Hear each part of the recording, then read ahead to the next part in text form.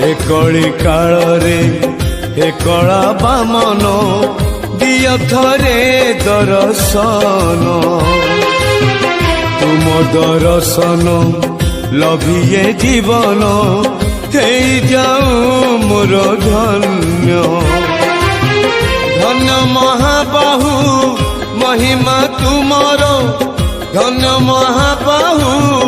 महिमा तुमर जगन्नाथ जगत ठाकुर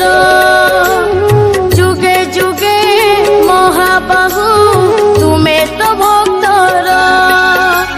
कोटि ओडियार एही निवेदन कथा रखिब मो कालिया बदन सबु प्रतीक्षार हेला अंत दर्शन दिया हे प्रभु कला शांत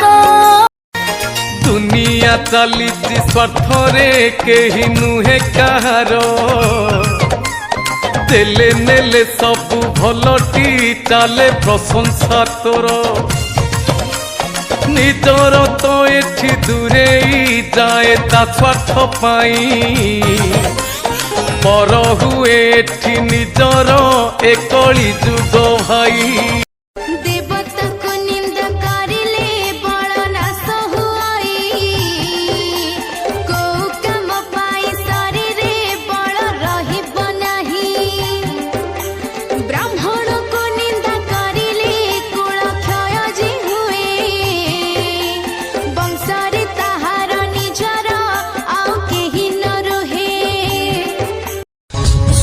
चंद्र ग्रह तारा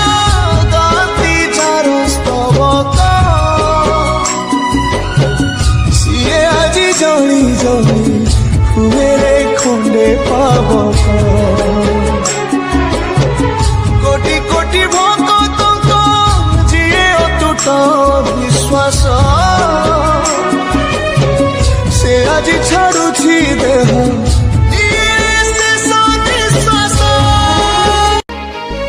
क्या तू लेके आया है क्या तू लेके जाएगा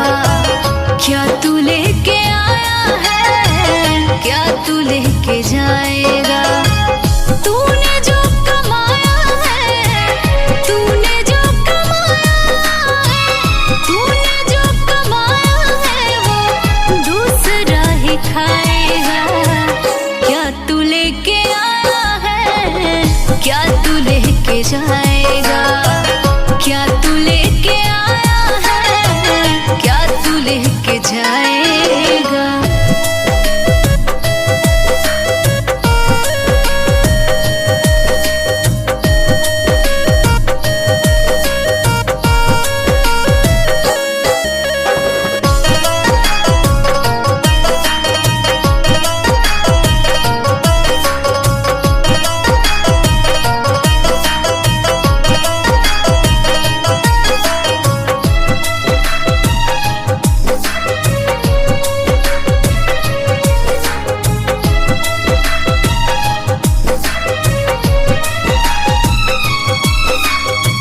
मतलब के सब रिश्ते नाते सब यही छूट जाएगा कौन यहाँ है किसके बंदे सब यही रह जाएगा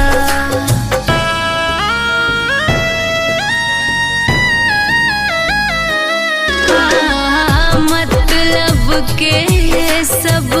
रिश्ते नाते सब यही छूट जाएगा कौन यहाँ है किसके बंदे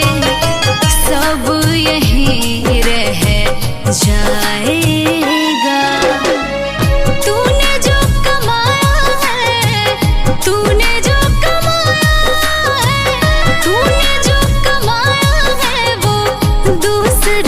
खाएगा क्या तू लेके आया है क्या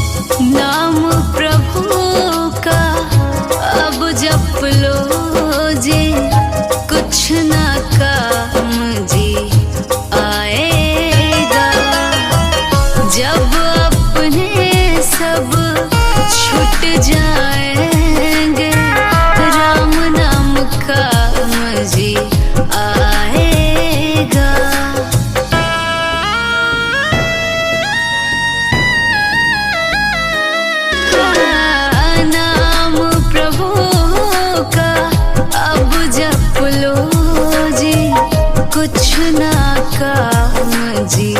आए